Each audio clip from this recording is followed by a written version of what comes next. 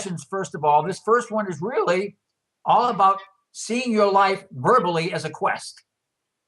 For you to really see that your whole life, the obstacles, whatever, really seeing that every single relationship you've had, experience even, has played its role in you becoming the person you are right now. But the goal is you.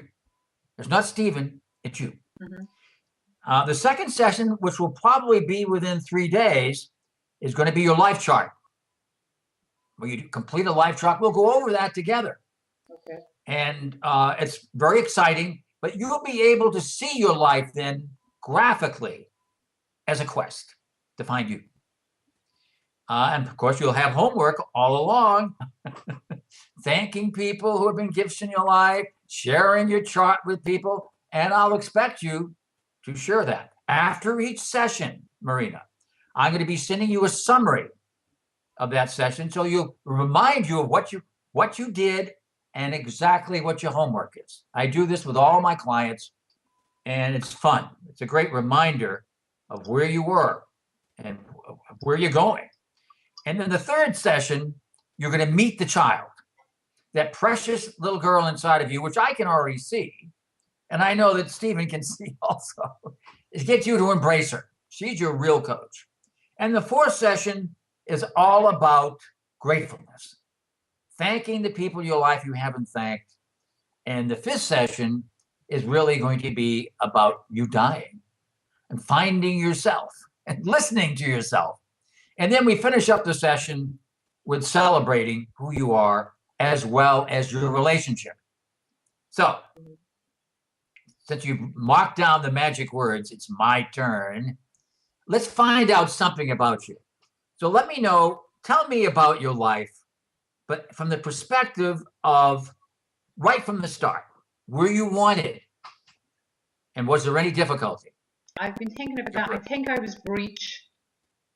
I don't think my mother, when I say I don't think she wanted me, I think my sister was 1.5 years older than me, and I don't think she was ready for another baby, plus with my father being an alcoholic. Okay. So where are you in the pecking order? Do you have an older sister? Older sister 1.5 years older than me, and a younger sister 5 years younger than me. Okay, so middle. Now, do you know whether you were a breech birth? Something tells me I was breech, but it was a normal delivery at the end of coming out. Okay, how long was the delivery? The delivery? I don't know. My mommy's dead. Okay, if it was a breech birth, it was probably pretty long because you got stuck. Okay, so now why is all of this inconsequential? And whether you were wanted, why does it mean nothing? Well, I know probably why I was stuck and didn't want to come out. Why is that? Looking at my life experience, they have been traumatic. Okay. Well, what do you mean by that? I was abused by my father, sexually abused from the age of 5 up until 18. Okay. A lot of alcohol, a lot of violence as well. Different things that happened in that relationship. I would have became pregnant by my father when I was 15 and sent for a secret abortion to England by myself. Okay. So I felt my life you had a tragic childhood and upbringing. But why does it really make no difference whether you were wanted or not? Why? Well, let me tell you why. It's a rhetorical question. I love asking rhetorical questions because you wanted to be here. Yep. That's why you wanted to be here. Remember, I think I wrote about this in my book, which you've read all the first 9 chapters, correct? Yes. Remember, your homework is to read session 1 after today's session. I was not wanted by my mother. The last thing my mother, who divorced my real father, the last thing she wanted was twin boys. She already had my brother who was 2 years older than me. And long before she died, I had a chance to really share with her. And she felt immense guilt about the fact that she didn't want me. And she said, Alan, you weren't wanted as a child. She said, you were conceived in anger and weren't wanted. And I said, Mom, it doesn't matter. I wanted to be here. You're off the hook, Mom. And I meant it. You wanted to be here. And did I also. So all this stuff is truly unfortunate, but your whole life has been a quest to basically get back to the original intent and purpose of you being here and sharing the gift of yourself. Do you realize that? Are you sensing that? Yep. Okay, good. Because it doesn't matter what anyone did to you. That was a reflection of themselves. My job is to get you to the authentic, real you and have you own that person on the planet. That's why you came here. That's what I'm looking at right now on the screen. And that's my job, is to empower you to come out from hiding. Okay? So you probably were at breech birth, which means you had significant terror, probably at birth. And were you breastfed by your mother? No. How do you know that? I just know from her, what do you call that word? She wasn't very forthcoming. She was, she wouldn't have been emotionally. She was just. It was like she was ashamed. She was ashamed of bodies. You know, she. Okay, I got you. Yeah. I got you. So you never really emotionally bonded with your mother? No. Okay, so here you are, born alone. You had a significant birth trauma. Why do you think you got through all that and surrendered and were born? Why? Why do I have to go through that? No. Why do you think you think about your birth like you're being squeezed in this cocoon and everything, and you're being forced to surrender? Why do you think you fought your way through all this and were born? Because I wanted the experience. You wanted to be here, period. It's like a black hole in space. The forces are crushing you and you surrender and you were born. Now, it's important for you to get that. The fact that your mother couldn't be there for you is probably her mother wasn't there for her also. It doesn't really matter. All that matters is that you were born on the planet. What was your experience of your mother after you were born?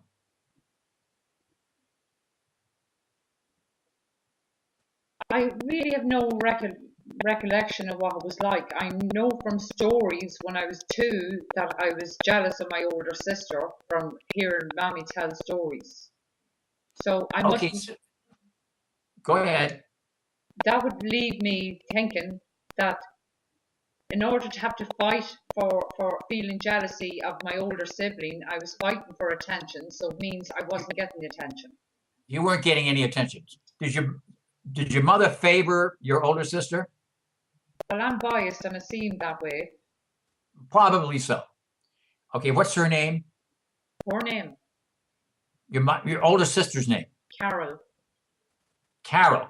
So you're the second. She has another daughter. Your father probably wanted a son, but it doesn't really matter. So here you are, alone. You've got an older sister who's getting the attention. You are, and there's no emotional bonding. Correct? Mm-hmm. Okay. So who did you, as a young child, who did you bond with? What age? As a young child, who do you remember back there who loved you and saw you for who you were?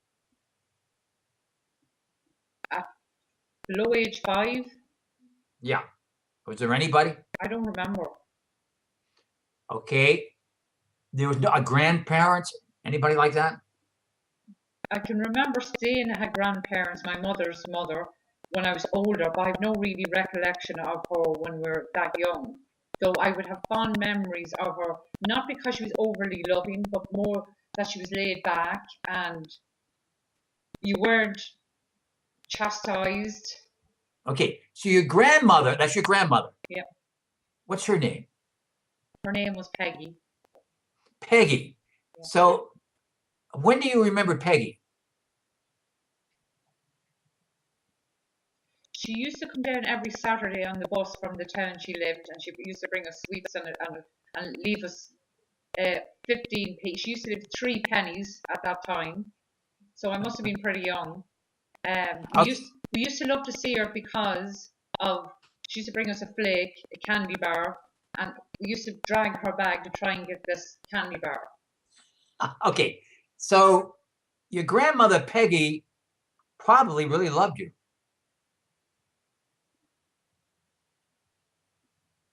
She, looking now, Alan, it would be like that. I'd say the woman was depressed, but we didn't annoy her.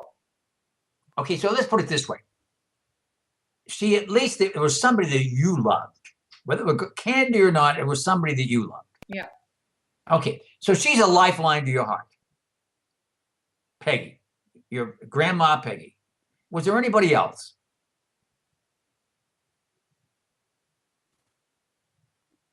Well, all I can think of was a friend, a wee young friend my age. Who's that? Anna. Anna, your friend Anna? Anna, yeah. Was she a next door neighbor or something? Yes. And I loved her. Okay, look how you're smiling. Okay. So Anna was a lifeline to your heart, correct? Yeah. Okay. Is she still alive? She is. When's the last time you talked to her? About 2 or 3 months, and I didn't talk to her, but I friended her on Facebook. So when's the last time you talked to her then? Years ago. Okay.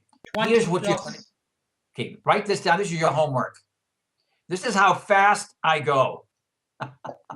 You should see this when I'm doing this with veterans with PTSD. It's just like, oh my God, yes, this is it. You're going to do your... You're not going to get me ringing her, are you? Okay, but oh, yes, you are. Right, go ahead. You're going to call Anna. I need her right now. You're going to call Anna, thank her for being a gift in your life, because she wasn't she? Yep. Okay, and have you ever thanked her? No. Well, you're going to now. Can I do it? Can I do it on Facebook? No, you can start to tell her you want to talk to her. Will you please give her try and reach her? Let me tell you something. Yeah. The magic of this work is the homework, because you have to go through your fears. Oh, does that person really want to talk? It doesn't matter what you don't get. You're reading my mind. That's not fair. Oh, of course I am. Okay. I'm already inside you. So the point is this. When you do your homework, you go through your fears. But gratefulness is the key to you getting to that magical child inside of you. Anna knew that child, didn't she? Yeah. Okay, you're going to ask her. Tell you want to talk to her. It's really important. You talk to her. So you're going to find out that you are really important too, by the way. Okay, because when you're doing this work, it's like the whole universe. It's streaming down and saying, it's your turn. Okay, get ready. It's saying yes to you. So the only person I have to get ready to say yes to is you saying yes to yourself. Are you ready to do that? Yeah, I'm emotional now for some reason. I could cry. That's good. Tears are good. I mean, what do you think's underneath all those tears?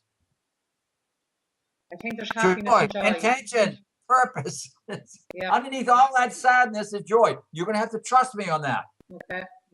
Anna is a key person to that. So I want you to basically, you can email her on Facebook, say you want to talk to her. Would you please give her your number and ask her to help you refresh your memory about your childhood. And she is going to be very happy to do that. And the first thing you're going to tell her, you're going to thank her. I remember loads about her. What's that? I remember loads about her. You do? Yeah. Good things about her or what? 99% good things. We played together. We got in trouble together. We went camping together. When I say camping, over the fields, I made little camps with stones. We stole apples from an orchard. They're the sour apples. She was the sister you always wanted, correct? Is that right? Yep. Okay. You're going to thank her. You've never thanked her. Just the fact of you doing this, Marina, the fact of you thanking her is going to open up your heart. My job is to get you to open up your heart, find that innocent little girl inside you, and for you to claim her, which you're going to be doing in the third session. So this is not for the faint of heart. Right away, you're doing your homework. Well, I'd be thinking I'd be open-hearted, but it reminds me of 3 or 4 years ago, I think, I went to a shaman for an inner child, a shaman thing, and I remember lying on the couch, and he's doing his journey wherever he's going, and my eyes is closed, and he takes this little girl, age 7, I think, and he says, "Can you see her in this garden?" And she's lovely and beautiful. And I had such resistance to that feeling because my 7-year-old photograph of me is in my communion. I was after getting my hair cut, long, double the length my hair is, cutting up short. And I lay there on the couch with the tears streaming down my face, but it was like with resistance. No, she's ugly. I'm not being nice to her. I can't see her be nice to her. And he told me at that stage, he said, usually I get the person to bring home the little child, the wounded child, but in this case I'm doing a soul reversal. You have to go to her. It's not safe for her to go home with you.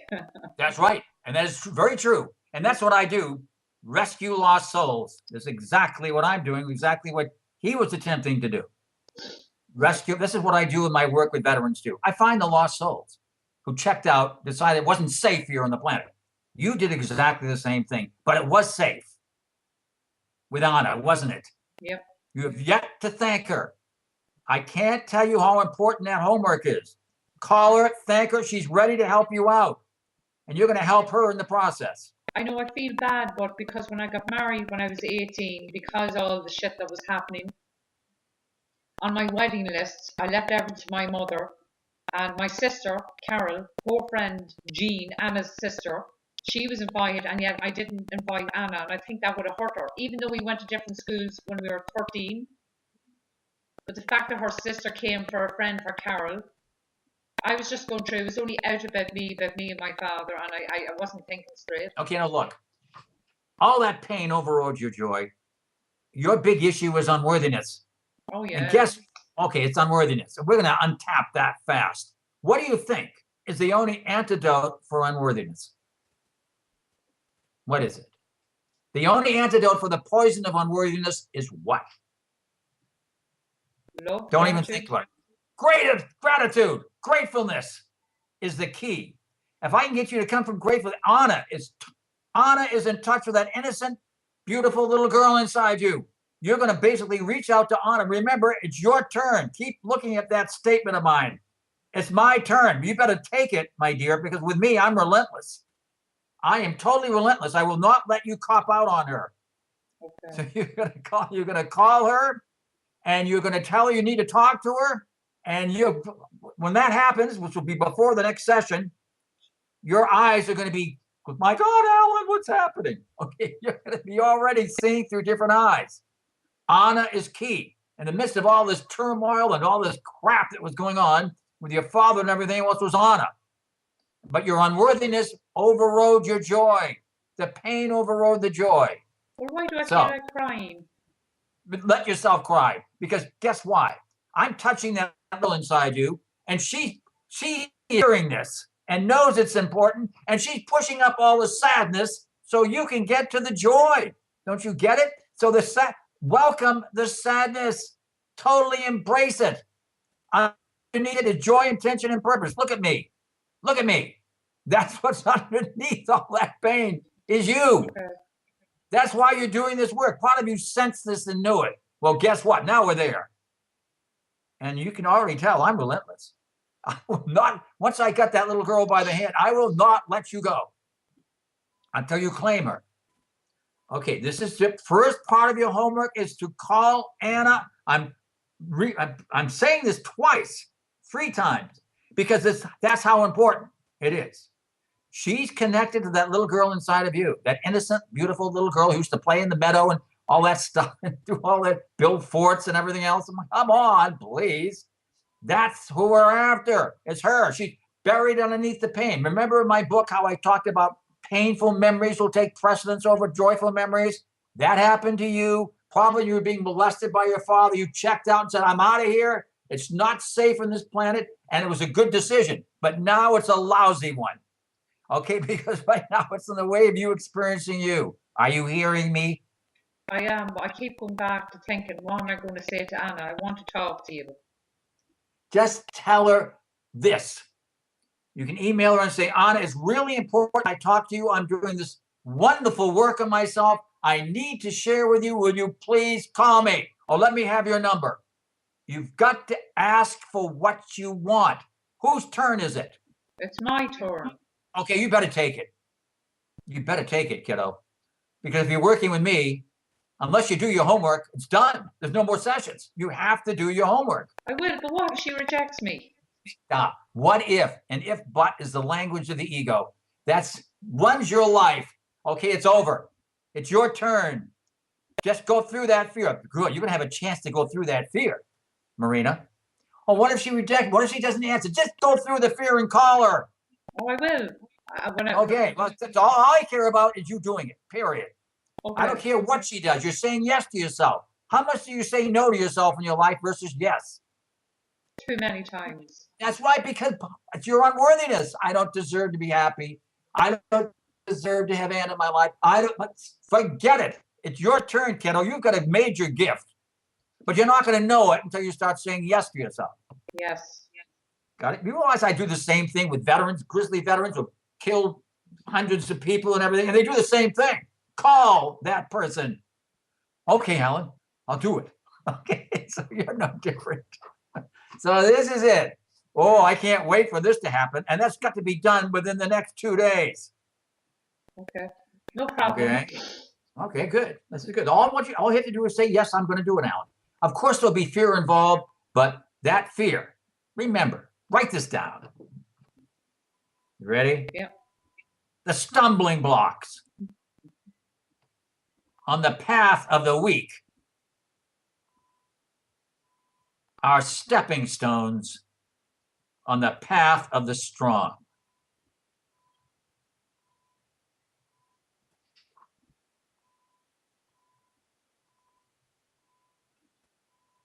Okay? Yep. All these little stumbling blocks, look at me, are going to become stepping stones. The first one is the most important, Anna. Once you break through there, you're going to suddenly realize, you're going to start, your heart's going to open when you start thanking her. You're going to be crying. Oh my God, you're going to start seeing differently. She's going to Then think you're I'm going to crazy. No, I don't care. Those are all fears. I can't tell you how many times I've heard that. Oh, she's going to think I'm crazy. Just forget it. Just do it. This is not for the faint of heart. Okay, Are you really ready? I've been told I was crazy before. I can handle it again if it happens. It's okay. Come on. Okay, that's all. No, I'm sorry. You're in good hands here. Just surrender. Do your homework. Okay. Yes. You're healing yourself, my dear. Yes, Except I'm your going to call I'm Anna your and tell her how much gratitude I have for her friendship and the fun we had. And I always have fond memories of it, more than fond memories. It was a lifesaver in the times when I needed it most.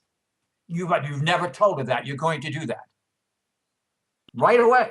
Okay, and you want to talk to her. I think it's actually tears of gratitude. I don't think it's sadness. I think it's tears of gratitude when I remember. That's exactly what it is.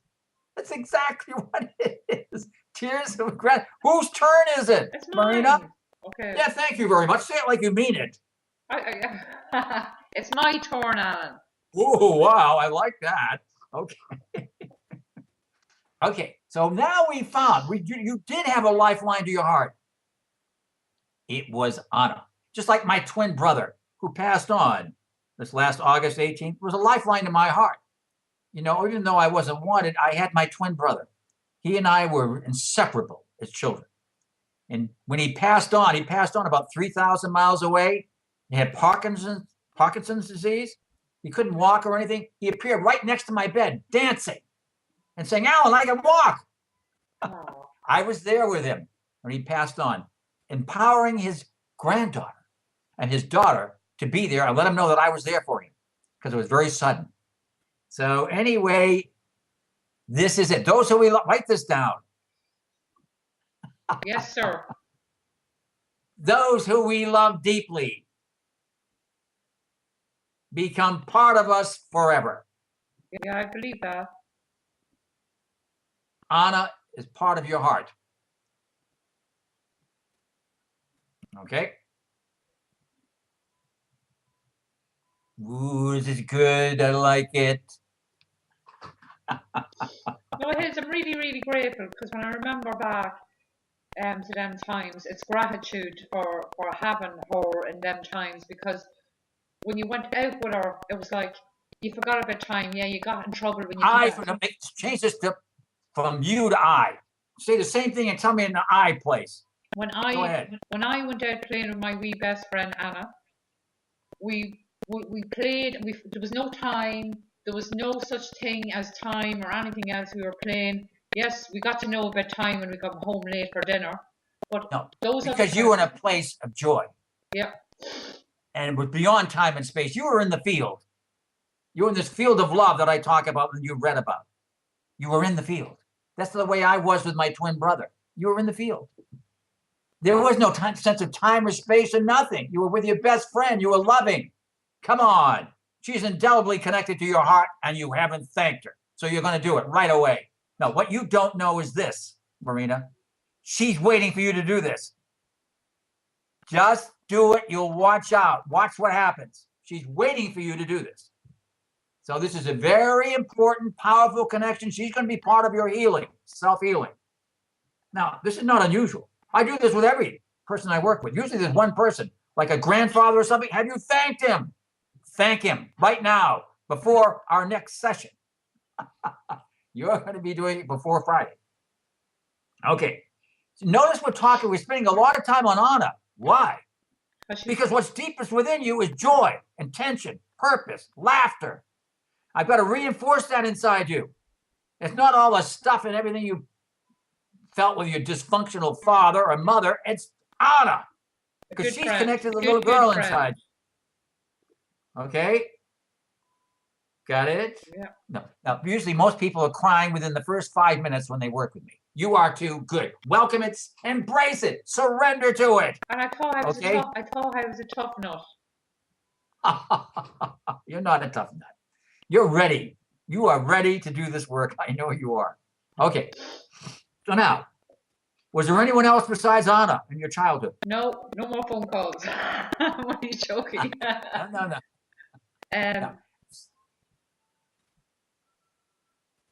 There was another friend, but she was kind of sneaky. Anna's the one I'm concentrating on. Okay. Anna is the biggie. Okay. Yeah. So here you are. Now, this is what I do in that first session, our first session. I verbally put together your whole childhood so you can see it. You're going to be putting this graphically together as part of your homework, but I'm verbally doing it with you. So now I've got this precious little girl who had a super friend, almost like a twin sister, Anna, playing in the meadows and having fun and doing all types of naughty things. Great. I love it. Oh, we had fun having doing naughty things. We got in trouble, but we had fun while doing them. I want you to think about that because she represents the joyful little girl inside of you who I have by the hand already. Do you know that? Yeah. Well, guess what? I do. You're grabbing that hand. You're going to come out from hiding. That's exactly what I do in my work. Literally in the first session, I grab that person by the hand and say, take this hand. Okay. You're going to start going through your deepest fears. And as soon as you go through maybe the first one, you're going to realize there's nothing to be afraid of. And you're going to basically have the courage to go through, do your homework. And I'll become your friend forever. And I'll become your friend forever too. But you're healing yourself. Okay. Now you didn't really have a relationship with your mother, correct? Actually, I know when that was broken. I remember when it was broken. The trust. When was it broken? It was broken when I was 5 and my father was after beating me. I don't remember that part, but I do remember the other part when because my sister, how I know was because my sister was born, my younger sister, she was 5, I was 5, and he came home drunk, he was swinging me in the air and I got afraid. Mommy says, put her down, and he put me down and slapped me in the face and took me in to the kitchen, closed the door, had me stand on a worktop and had my pants down, and after I felt like forever, he warned me not to, he was always warned me not to cry. He told me, I'm going to call your mother in now. And he went to the kitchen door looking back at me to call her to come in. I can hear him calling her name, Breda. And he looked back at me. My heart is pumping, saying, Mommy's going to come. He looked again and went, Rita? And I remember thinking, getting afraid. It's like, Mommy's not going to come to save me. There was fear setting in. Or I don't know. And then the third time he called her, she still didn't come. And he just came back and closed the door and doing what he was doing. And I can remember thinking, it was nearly like too little, too late. That was it with me and Mommy. Apart from being told to keep things from a secret from her, that was it. I couldn't trust Mommy after that. Now Okay. I see that, Helen, but then I didn't. Okay, now look. Your mother, I do a lot of work with abused women, and this has got nothing to do with you. It has everything to do with your father. He was a sick man, okay? And God knows what he was trying to get in touch with, but he was a sick man. Had nothing to do with you. But that does not mean that you didn't take it that way. Your mother did not protect you. So you had nobody then. So you checked out. She tried, but she was afraid too. But my point was this. She did the best she could. So you checked out. Emotionally, you checked out. The pain overrode the joy. And all you remembered was the pain. And you, as a matter of fact, it was like you didn't deserve the joy anymore. There's nobody there for you. So that little girl inside you died at that point. Emotionally checked out. That's where you are. Now you understand why I'm trying to get you in touch with Anna. Because she goes underneath all that, doesn't she? Right? See what I'm talking? There's a method to my madness. Okay. So anyway, so your dad abused you, and he's reenacting his own thing, probably what happened to him as a child too. There's no excuse for this, but that's the way it was. We can't change what happened. Correct? Yep. Your mother tried to help you, but she couldn't. Yep. So what? She basically had her own issues. You are this innocent little girl who has no other choice but to check out. Buried in unworthiness, correct? Oh, yeah. Buried in unworthiness. I don't deserve to be loved. That's it. Here's a person I really love mistreating me and using me for his own desire, right? So you checked out. So what? Okay? Right now, there's no judgment in my part with you. I'm trying to get you to that magical little girl. Nothing could have been any different than the way it was. Correct? Yeah. Absolutely true.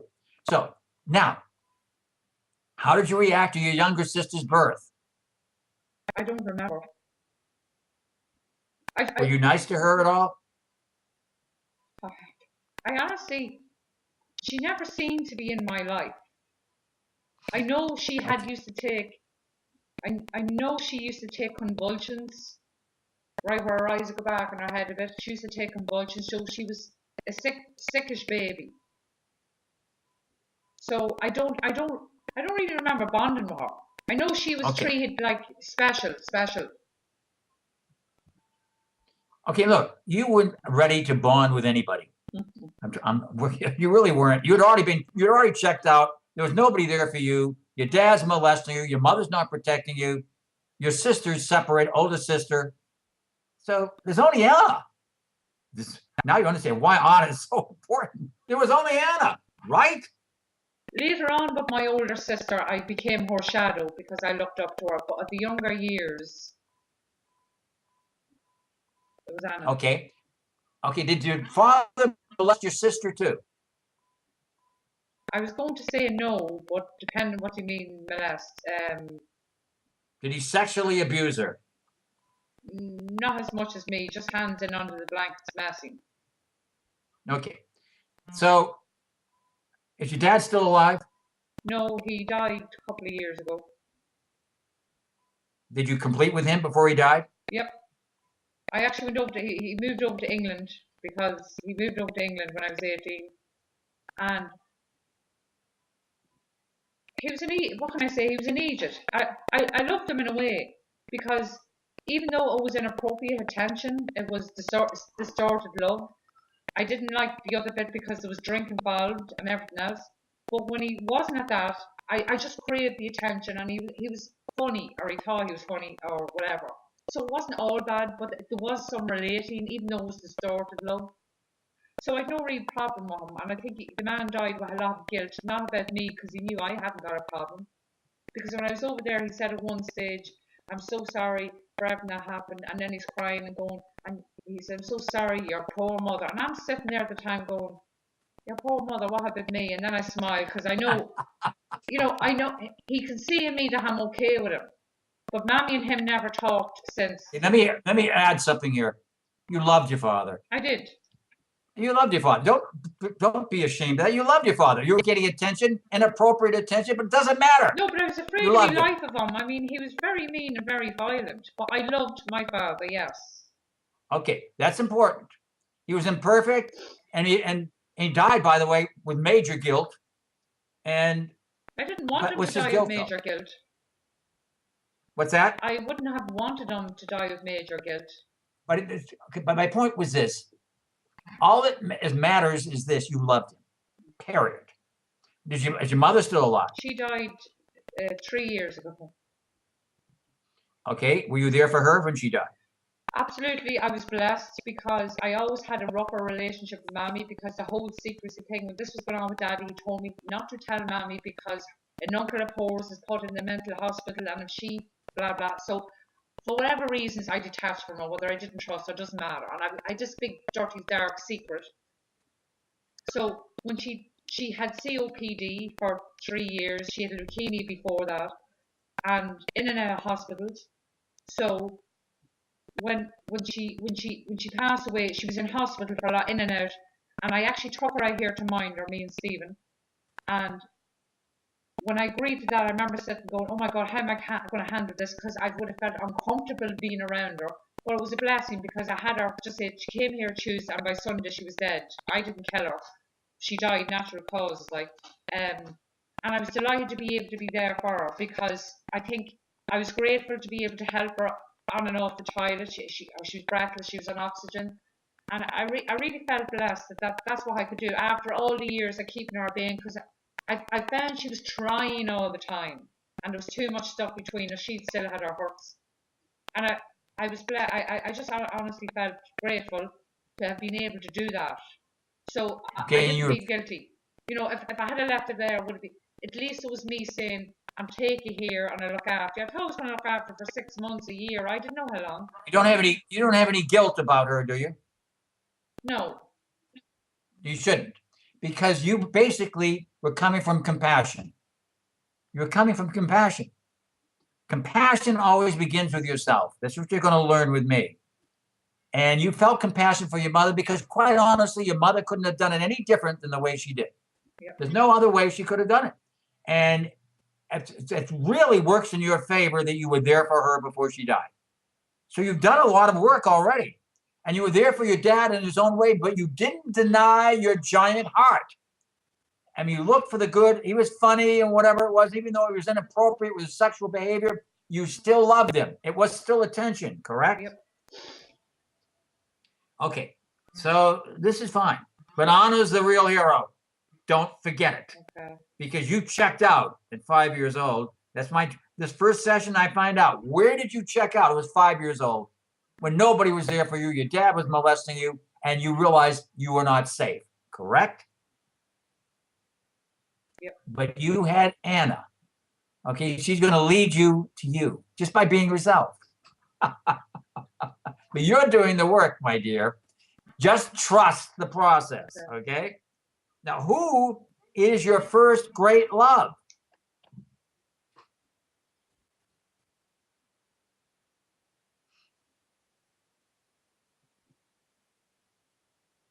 I need help with that one. Well, was it high school or anything like that? Did anybody? No, I went to an all-girls school, so I was the first basically one that I met was Kevin, my first husband, and he married me. I got pregnant and he married me, and I married him. How old were you? When I met him, I was 17, 18, and I was married at 19. I had my firstborn then. I got in 86, and then I got married in 87. I was just gone 19 when I got married. Okay. Did you love Kevin?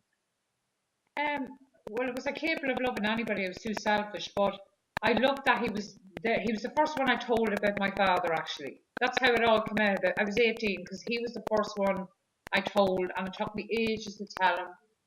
And I says, if I tell you something, you're never going to want to speak to me again. And it took me about 3 hours sitting in the car trying to even start to tell him. And basically, he was annoyed at the time, not at me, at my father. And that was us. We were glued together then. Absolutely. You were like wound mates. Was he molested too as a child, No, but Kevin? he had a big family and would have felt unloved. Okay. Did you love his family? Some some of the times. Okay. So in some ways, Kevin represents the family you always wanted.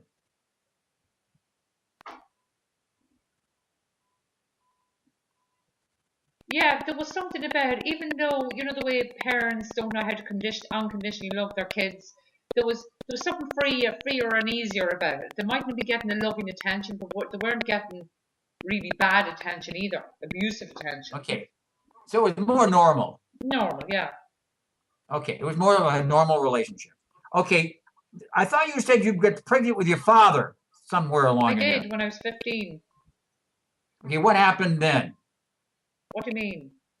Did you get did you have you didn't have the baby? What happened? No, he brought me to Dublin to get pregnancy tests, and he made arrangements for me to go to Liverpool in England to have an abortion. So we bought tickets, and then arranged to pretend I was going to a friend. So I went myself on a ship thing over to England to Liverpool and was there about the weekend. I think 3 days. I felt hard guilty at the time. I don't know, but I did at the time.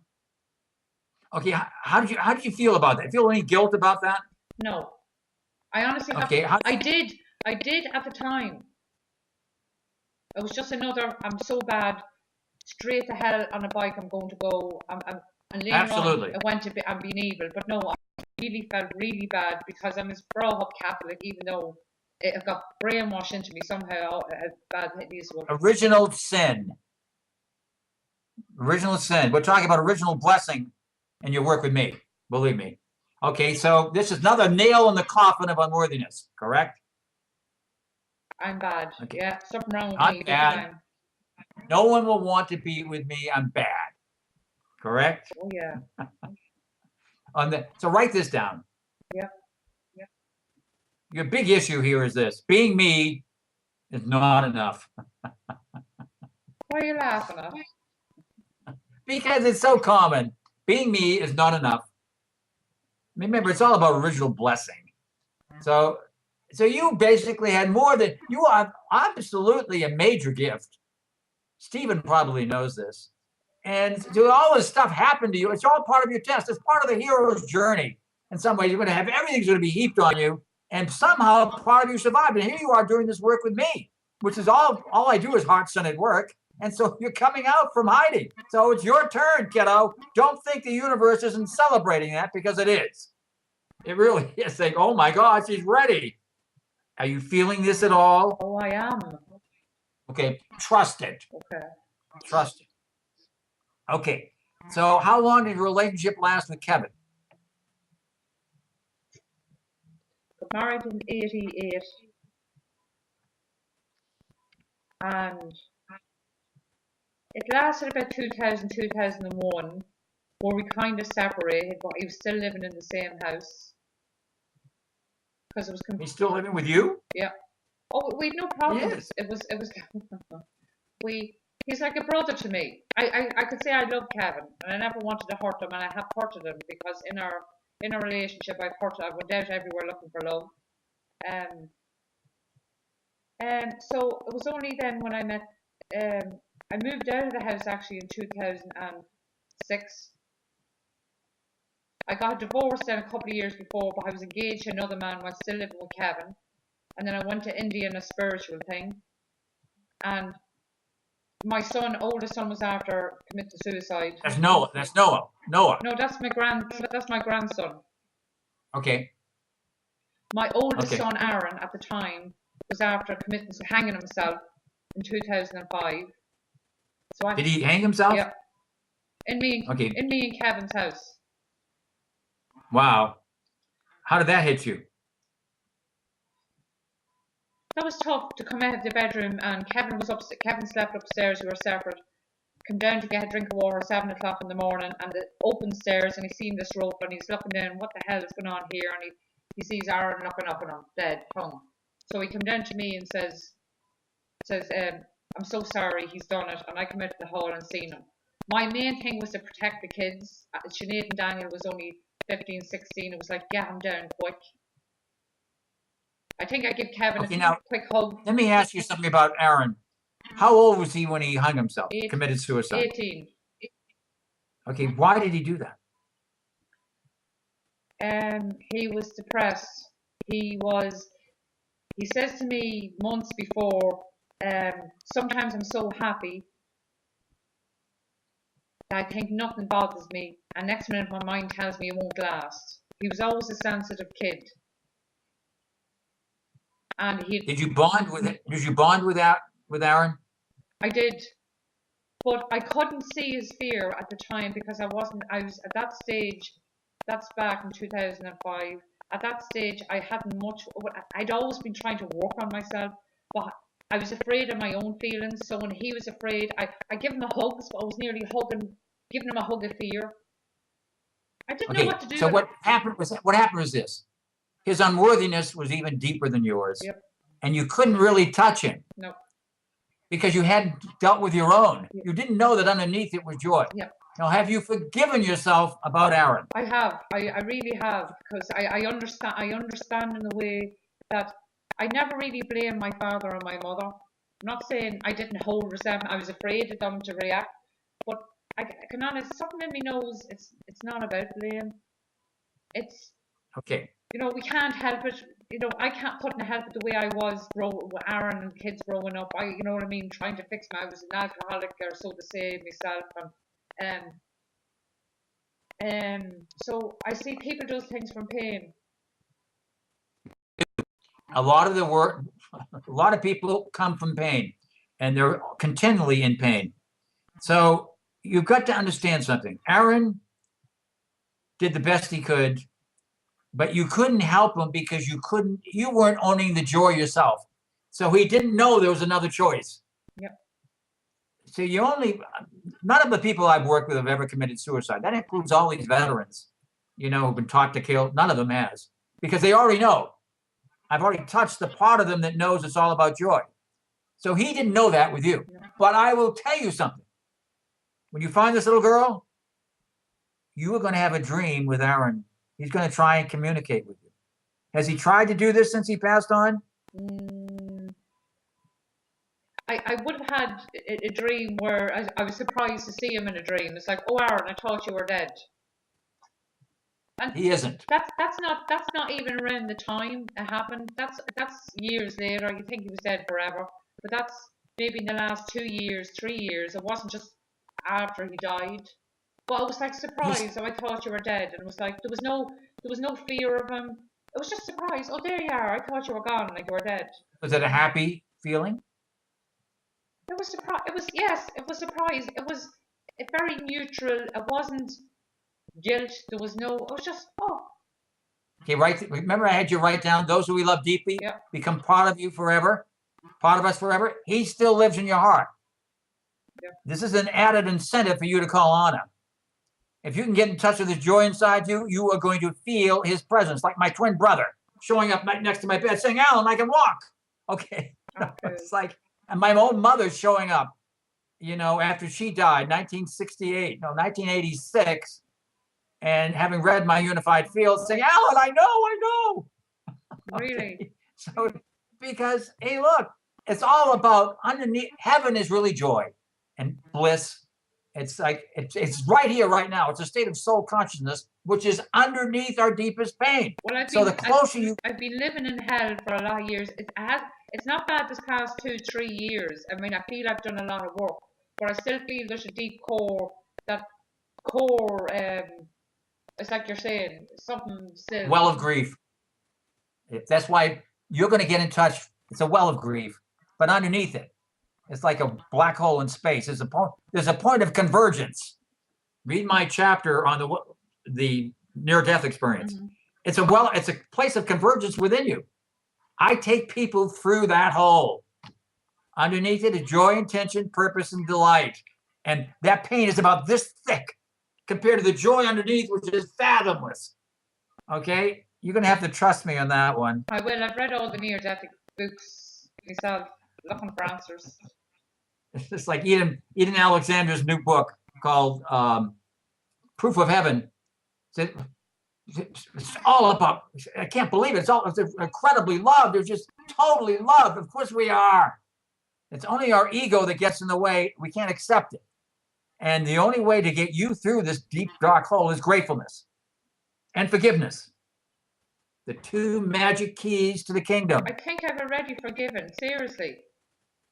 However, we're talking about forgiving yourself. Oh, I haven't forgiven. Okay.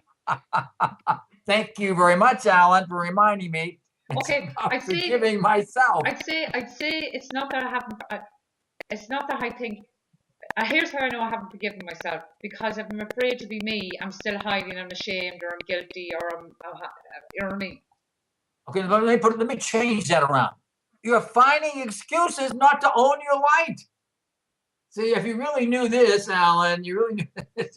So you know the light's there, but you won't let it shine because you're looking for excuses not. No, I'm looking for excuses to let it show. You what again? I'm looking for excuses not to let it show. I'm looking for excuses now to let it show. Okay, well, it's literally almost the same thing. I've got to get you beyond your unworthiness. Okay. The only way to do that is grab. This is why Anna, once again, wouldn't it make sense, Alan, under these circumstances, to connect you with a person you felt that much joy with and you were totally free and innocent? Yes. Who is that person? Anna. This is incredible. This is the most important part of your homework. It's calling Anna. Yep. Of course it is. Yes.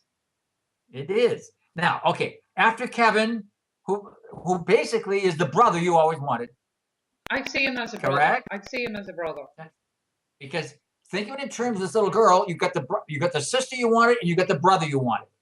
Kevin. Who's next?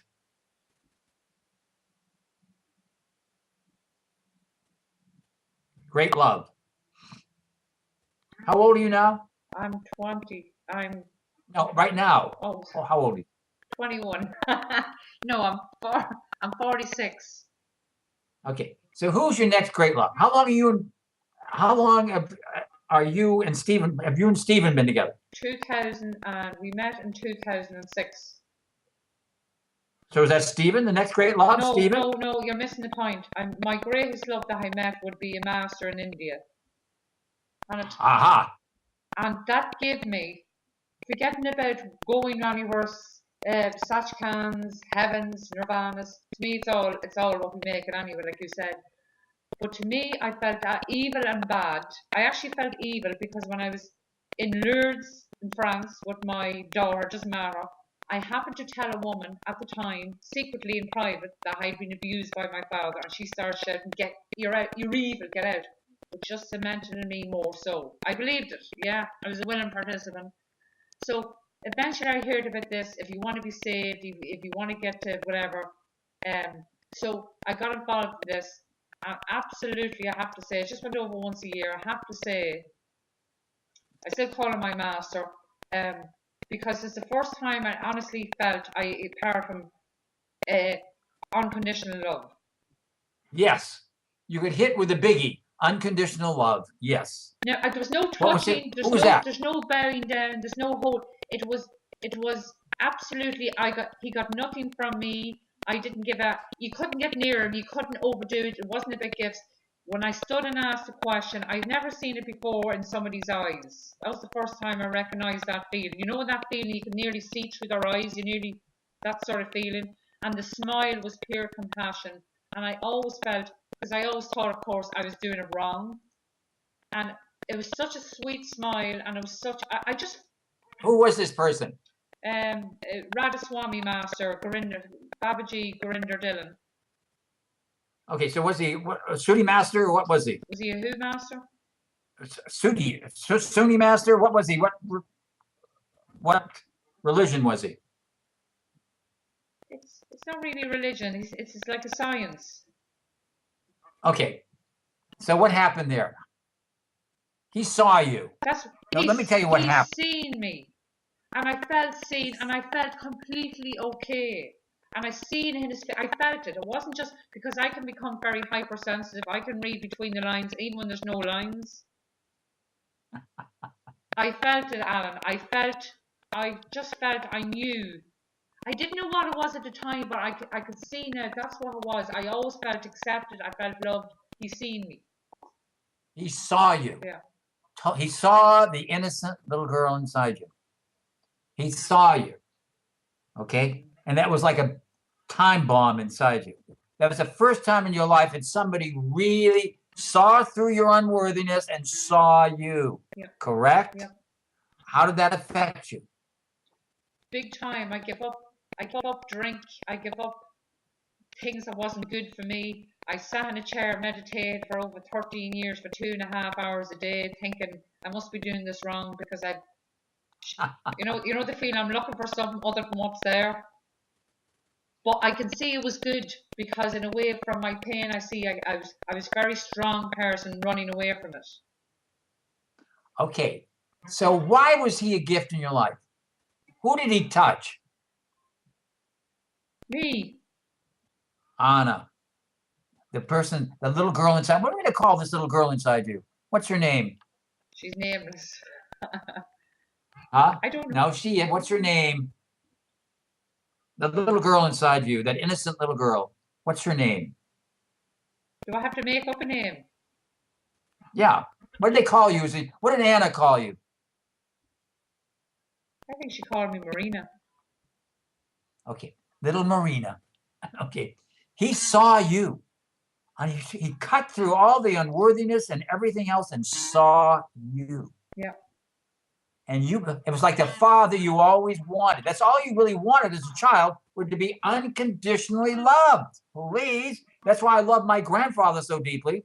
It's because he could see me. Thank you very much. And I could be the person I wanted to be. So guess what? Later in your life, you manifested a person who could see you, and you became the person you wanted to be, right? Yeah. It was the father you always. Now you manifested your sister with Anna, you manifested your brother with Kevin, and you manifest your dad with this spiritual entity in India, correct? Where's my mother? Don't worry about that. Okay? So my point was this. So then what happened? Who's next? Stephen. Why is Stephen a gift in your life? Because the same feeling. Okay, it was for my neediness, but I felt he loved me. I could see he thought now that might have changed, went up and down as time went by, right? Not really, but I felt he really, really likes me. He really thinks I'm lovely. He really loves you. Yeah. Okay. Don't be afraid to say that. Okay. Okay. He really loves you. Now, so who did Biggie now? Who did Stephen lead you to? What? Me. Oh, right. Stephen led me. Yeah, okay. Stephen led you to me. Yeah. Because you needed some person who could reach inside you underneath all your unworthiness, who knew that underneath your deepest fear and pain and everything else was joy, intention, and purpose, and get you to do your homework so you could come out from hiding. Thank you very much. Stephen has been my teacher in sorts, that he's got me like Adyashanti, Byron Katie's. Well, I've done all the Tony DeMello's. I love Tony DeMello. I love this thing. Stephen has, because I was very closed in a way. Stephen has brought my understanding and feeling, and which has worked all up through the years. Stephen has found me a lot of great people. Okay. But this is the biggie right here. You needed to have somebody come in. I'm not saying this from an ego place. This is because it's happening. That's why I'm saying, because it's happening. You've done all this work, but you still haven't gone underneath your unworthiness, have you? It's gotten very subtle. because, okay, when Stephen led me to a lot of people, okay. In October past, he led me to Greg Bear, Relove, and that actually worked wonders. And I'll tell you what, I was really a jealous person for years, and insecure. If he looked at another woman, never mind, thought she was nice. That was it. He was dead in my mind, and that actually helped because I actually went an intervention into that place with Greg, and I got the fatherly holding me, which has opened me up to allow stuff to come out. I actually thought I was going crazy because there was a lot of emotion. There was a rage that come up in me like nobody. Well, obviously it felt like that. So that really opened me out wide for to begin to a lot of the gross. You know what I mean? But Yes, there's still mistrust coming in now and then. It's of more course. subtle. Okay. So who is the magic person you haven't been able to embrace yet?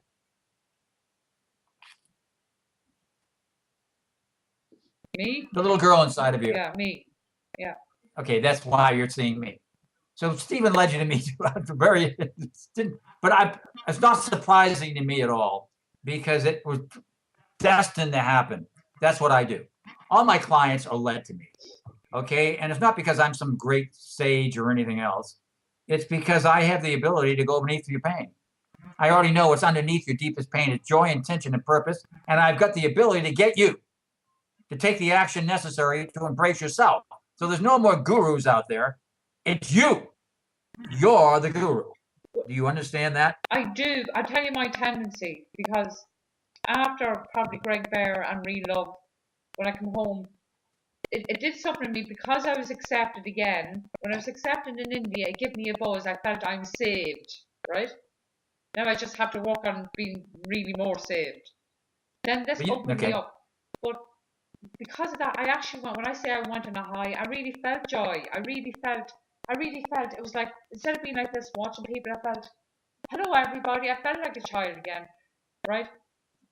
And I have experienced that, but doubt keeps coming back in, and it's like there's a lesson every time in doubt, whether it's not understanding or seeing the connection from older. It's more, to me, it's just, okay, getting deeper and deeper stuff all the time. Okay, write this down. Write this down. Yeah. Ready? Yeah. Doubt. Yeah. Is a fear. Yeah. Too,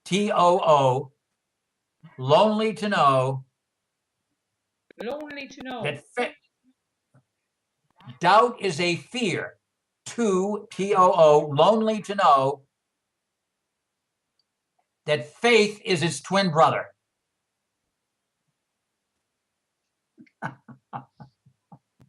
Oh yeah, trust and faith.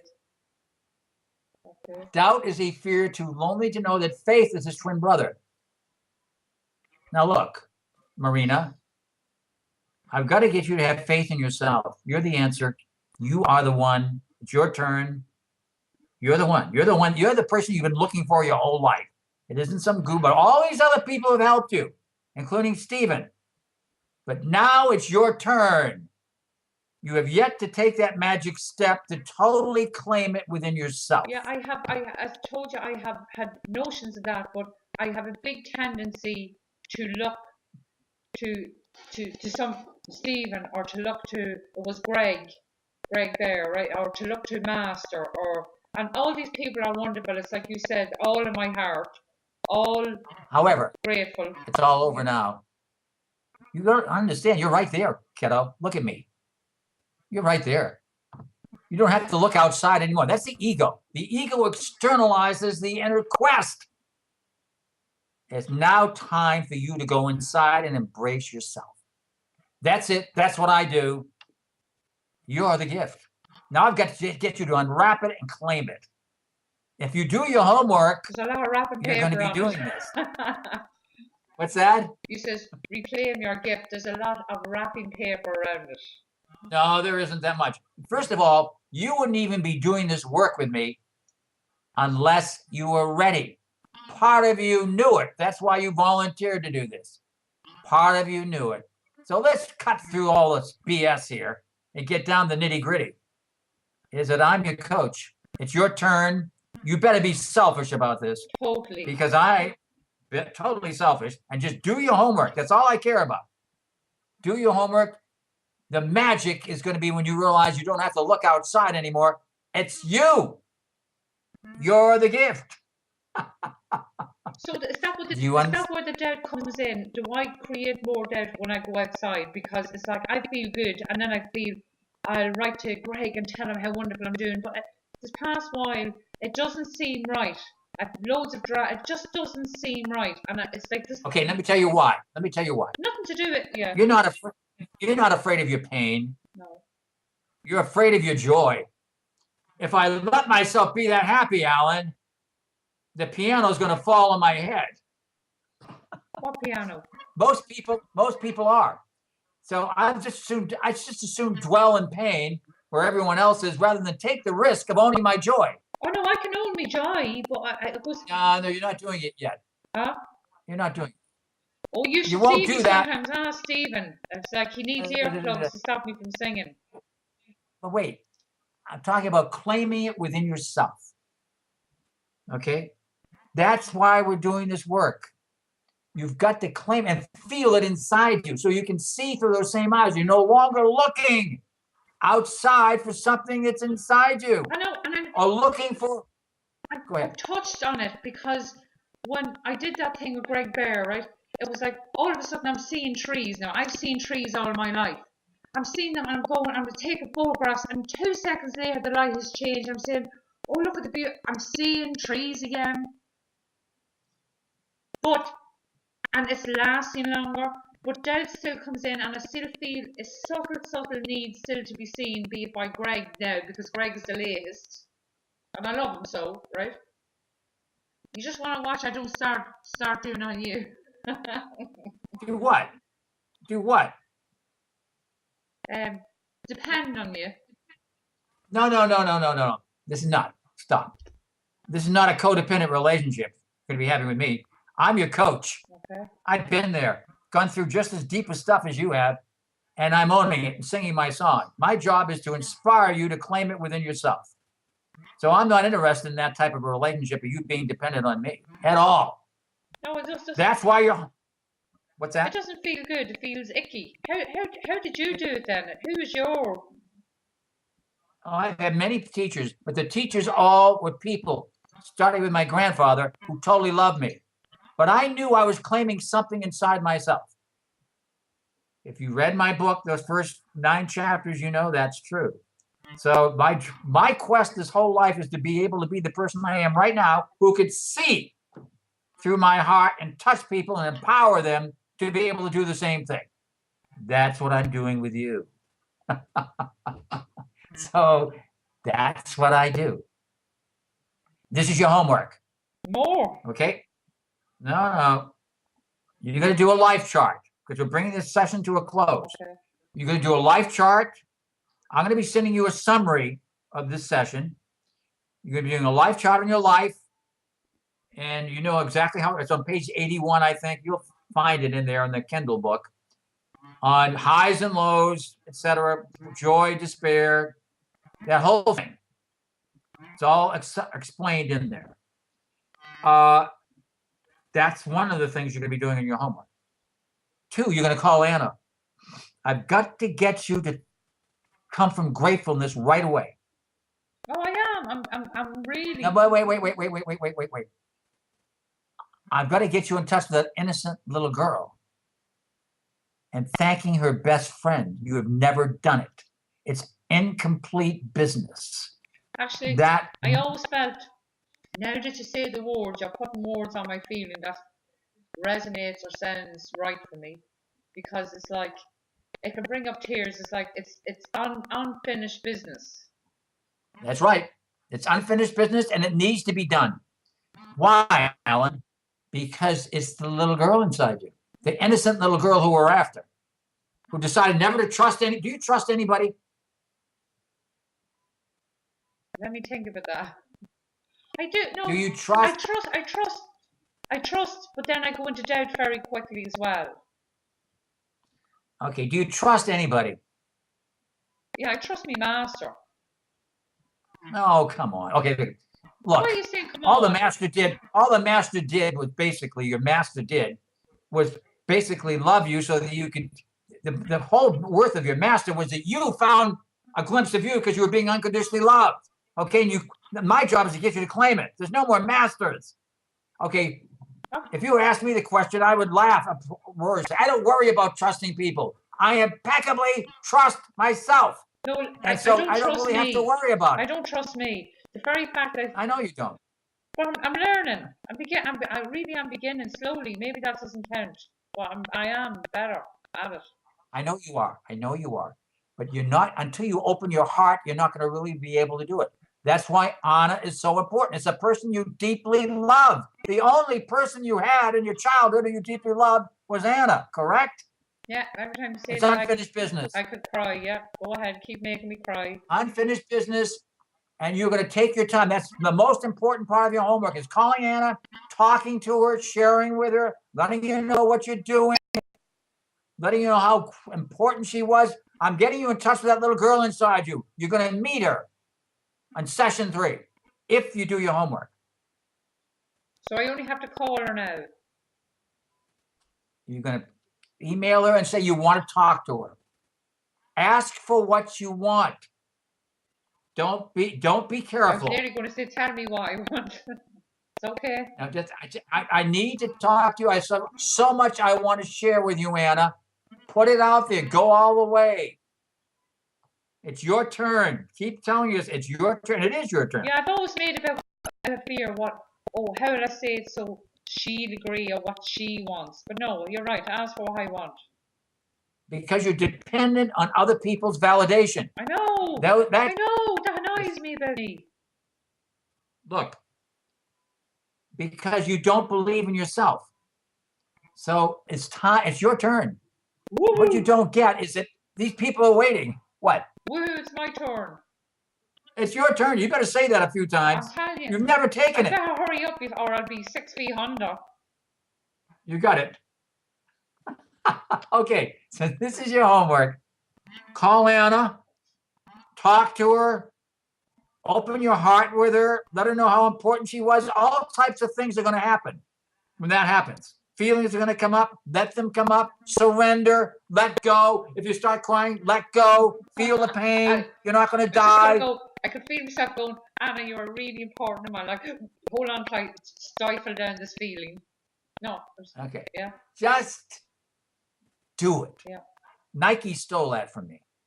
Just do it. Okay, that's all. Just do it. Yeah. It's so simple. I know. That's why I wanted to call my book, Can It Really Be This Simple? It is simple. Just don't be controlled by fear. Write this down. This is your affirmation for today. Ready? Affirmation. Yeah. I will never say no to myself again. I'm writing never in big cap locks. Or allow myself to be controlled by fear. I'll never say no to myself again. Or allow myself to be controlled by fear.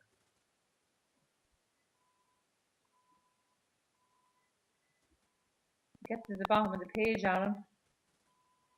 It's all right. This is the last quote. Oh, okay? There's loads more pages. Don't worry. We can fill a book yet. Okay. I will never say no to myself again or allow myself to be controlled by fear. Yeah, have that. That's it. It's all about saying yes to yourself. Right now, especially, it's you saying yes to yourself and not being controlled by fear. You're going to call Anna. You're going to go through a lot of fears about that because number one, it's a person you really loved and trusted. And you probably wonder, is she going to be really there for you? She is. Did anybody ever ask you this? What happens now that she's all covered over and can't remember, but she will, her child in her will remember? Stop mind fucking. I love using that word. Okay. How much of that do you do in your life? I'm mentally constipated. Stop it. Okay. Just do it, okay? I will. And thank you, Alan. You're welcome. It's a pleasure and an honor to be working with you. It really is. Goodbye. Bye.